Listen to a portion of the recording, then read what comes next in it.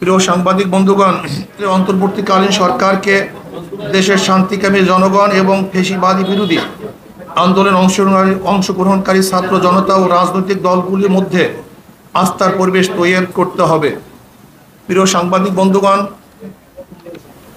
অন্তর্বর্তীকালীন সরকারের প্রধান উপদেষ্টা ডক্টর মোহাম্মদ ইউনূস গত 18 আগস্ট রবিবার বিদেশি কূটনীতিকদের সঙ্গে ব্রিফিংয়ে বলেছেন, 5টি খাতে সংস্কারের পর জাতীয় নির্বাচনের আয়োজন করবেন।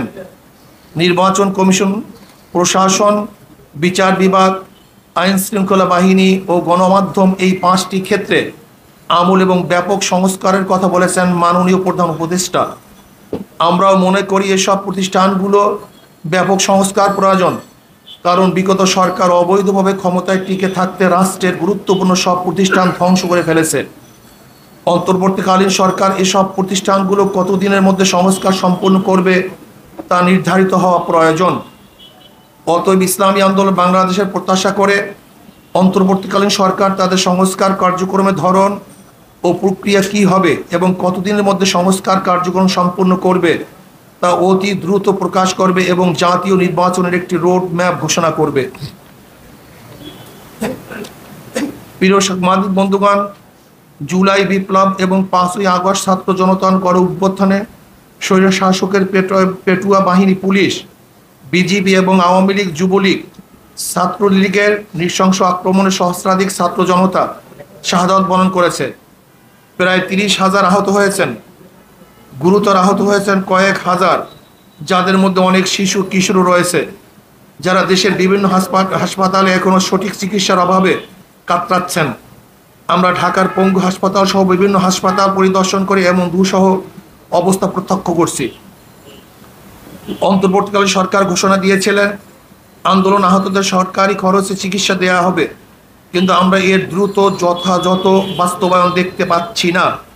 আমরা সরকারের প্রতি আহতদের দ্রুত চিকিৎসার যথাযথ উদ্যোগ গ্রহণের আহ্বান জানাচ্ছি।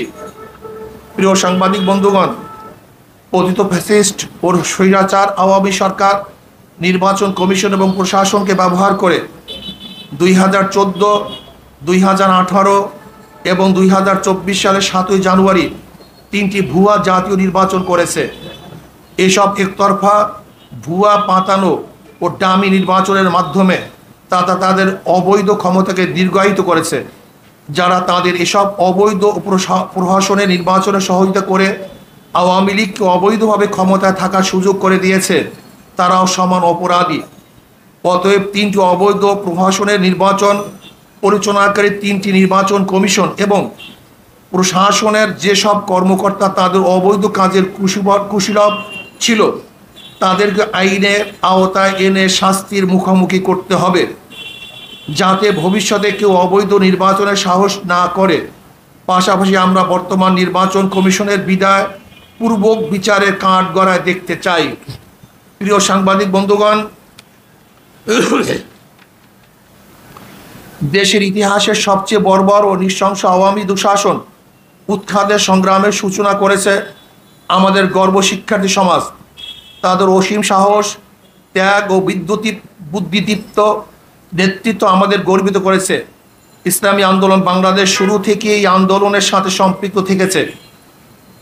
19 জুলাইতে আমরা পরিষ্কার করে জানিয়েছি যে সরকারের পদত্যাগই একমাত্র সমাধান।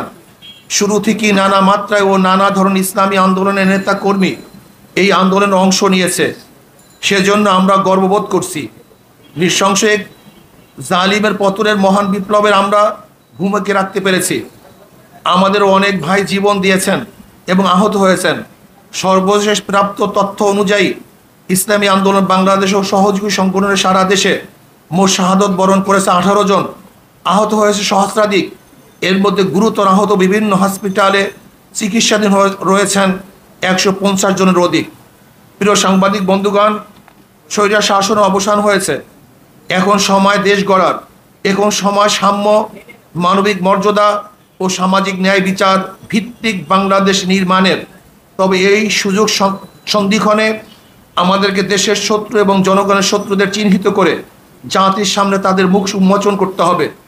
গণদুশমন, গণহত্যাকারী, লুটেরা, দুর্নীতিবাজ আর ভোট চোরেরা যাতে আগামীতে পুনর্বাসিত হতে না পারে তা নিশ্চিত করতে হবে।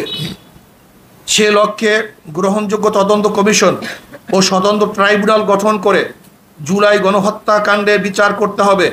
একই সাথে গত 16 বছরে সংগঠিত সকল রাজনৈতিক ও প্রশাসনিক হত্যাযজ্ঞ, গণহত্যা, গুম ও মানবাধিকার লঙ্ঘনের বিচার করতে হবে। এক্ষেত্রে যে সকল ব্যক্তি বা সংগঠন দোষী সাব্যস্ত হবে তাদেরকে রাজনীতি ও নির্বাচন থেকে স্থায়ীভাবে নিষিদ্ধ করতে হবে।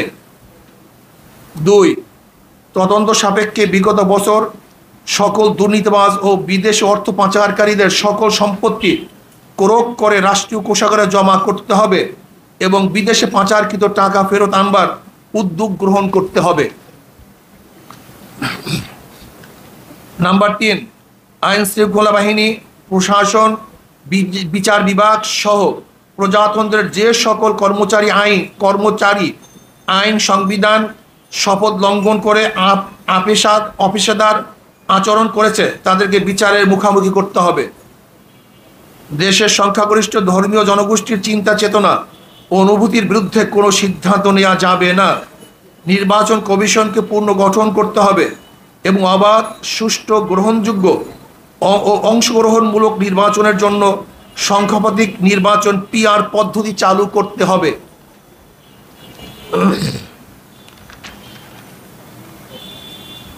6, আওয়ামী দুঃশাসনে বিগত 16 বছরে সবচেয়ে ক্ষতিগ্রস্ত হয়েছে এদেশের সাধারণ শিক্ষা খাতের মান ও নৈতিকতা।